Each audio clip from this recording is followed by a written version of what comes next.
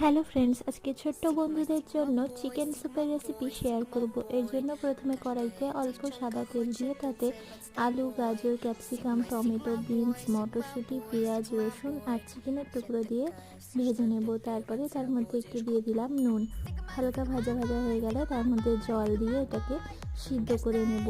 সিদ্ধ করা হয়ে গেলে তারপরে একটা মিক্সির জারের মধ্যে সব জিনিসগুলো দিয়ে একটা পেস্ট বানিয়ে নেব। আর সিদ্ধ করার যে জলটা থাকলো সেটা রেখে দেব, সেটা আমরা পরে দেব। এখন পেস্টটা দিয়ে তার মধ্যে দিয়ে দেব সেই সিদ্ধ করে রাখা জলটা। তারপরে যদি মনে হয় একটু জল লাগবে তো পরিমাণ মতো জল আপনারা দিয়ে নেবেন। আমি এখানে আর জিনিসটাকে বাড়াবো না। সব শেষে গোলমরিচ আর বাটার দিয়ে ভালো করে মিশিয়ে নামিয়ে নিলেই রেডি চিকেন স্যুপ।